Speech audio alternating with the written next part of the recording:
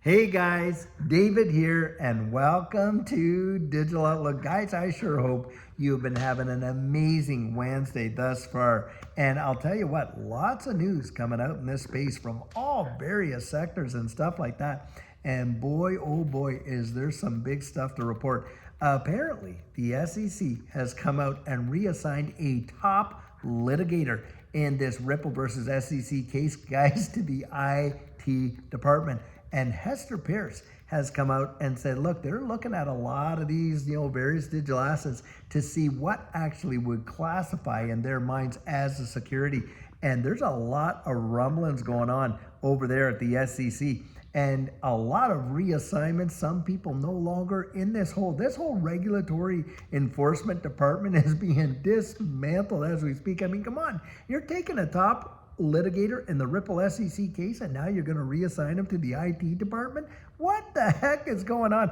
I think, guys, for all we know, they could be ready to kind of capitulate this whole deal. Now, for me, you know how I think about that. I think that they're going to save this, for Paul Atkins when he gets in there, so that would be like a feather in his cap, and boy, would he win, the positive sentiment of the XRP army for sure, and really start off his tenure as the SEC commissioner in such a positive way. So maybe they're going to wait for that. But this is really, really big when you're seeing such a shakeup as this and that type of thing. And now, we're also getting some news on the XRP, technical analyst front. And Dark Defender came out there and he posted this amazing article where he showed all his charts and this and that. And he said, listen, the next stop for XRP could be $8. Now think about that. He was pointing out that this last drop where we dropped down to $1.72 and then the appetite to just gobble it up has showed some tremendous strength. Now, a lot of folks are out there thinking, well, XRP is showing all this weakness, hovering around that $2.50, $2.40 and all that kind of stuff. Well, he's not looking at it like that. He's saying, hey, this is healthy market reaction considering how powerful and strong that dip was, and to gobble that back up. And he's thinking that, look, we could see one of these God candles that sends this thing right past the previous all-time high into price discovery as high as $8. And I'll tell you, that would make a lot of people happy, to be sure, but I think it would send a lot of these fudsters right out of their mind. They have been having a heyday, have they not? When, with the present price of XRP and all that's been going on, and in the comments you can read it where they're saying, well, XRP is going to go down there to $1.50 and whatever. And I replied to one of them and I was saying, wow, that would be amazing.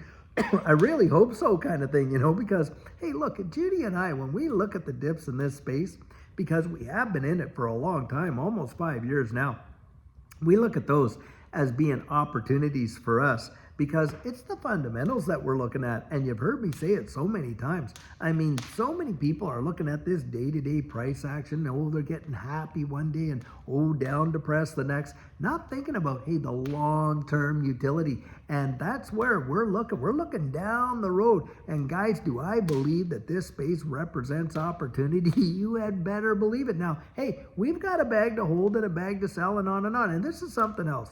A lot of people will come out there and they'll say, hey, I'm never selling my XRP. And I think that's A-okay if that's their plan. But you can't load that on everybody's shoulders because everyone's situations are different.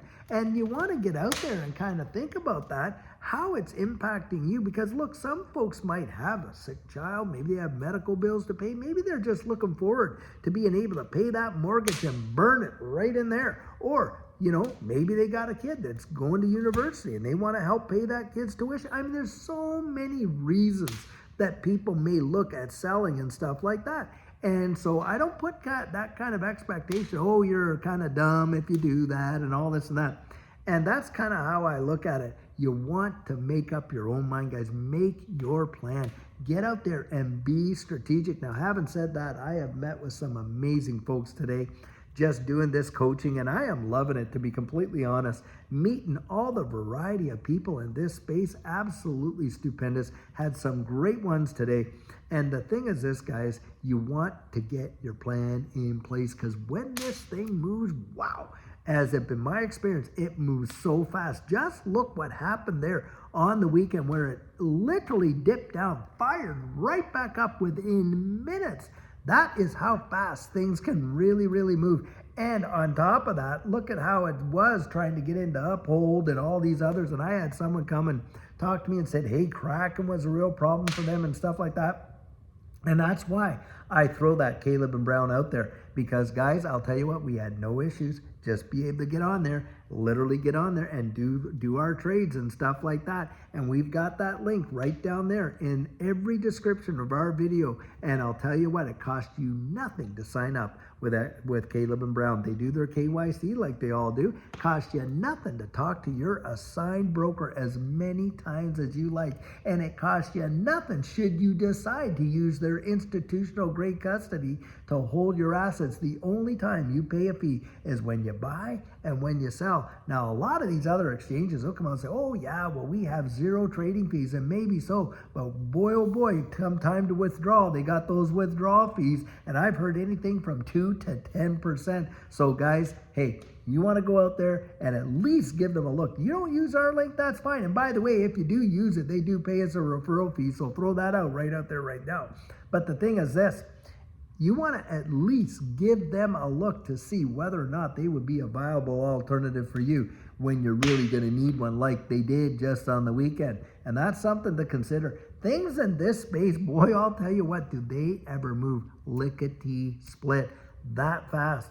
And when we're reading all these articles about the changes that are going on, and we know for a fact you're dealing with an administration that, man, are they ever coming out with major announcements day after day after day?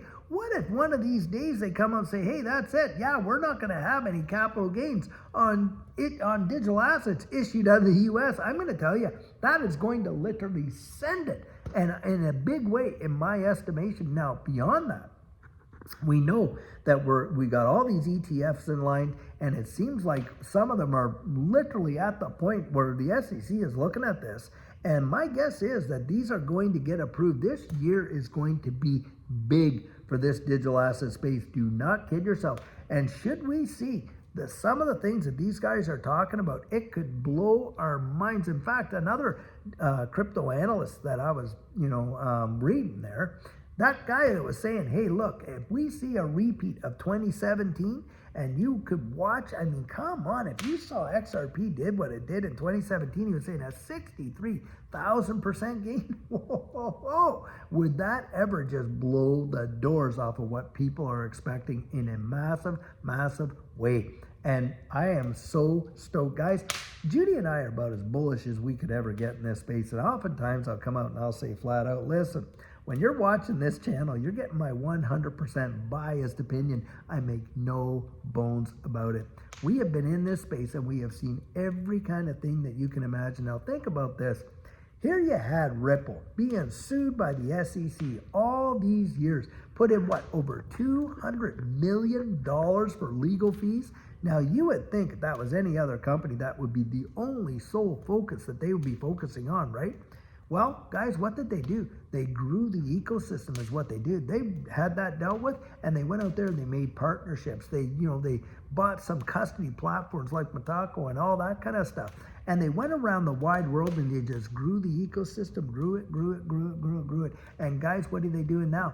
Yep, they're out there and they're growing it and they're lobbying and they're making these connections. Yeah, I saw Stuart Alderati and Brad Garlinghouse in there with Trump. We know that David Sachs is communicating with, Brad Garlinghouse for certain. And we're watching all these connections. Have you ever seen a situation for XRP as bullish as it is now? Well, I'll tell you what, I haven't. And I have been here for 5 years. And I'll tell you, even those guys that have been before me have come out and said they haven't seen it so bullish. So this is where sentiment is a big driver. Now think about this. Most all the appreciation that we've seen in XRP since the president got elected is mostly sentiment driven. Just wait till clarity, application, and utility gets thrown in there. Oh boy, do I think that we could see some major things go down, guys, and you do not want to miss it. I'll tell you what, I am so looking forward to seeing just where this goes, and it's not financial advice, that is for sure, but boy, oh boy, am I ever sharing our opinion on it. And Judy and I, we've got that ticket, and we're ready to ride this thing right through the atmosphere, way past the moon, and straight through Jupiter.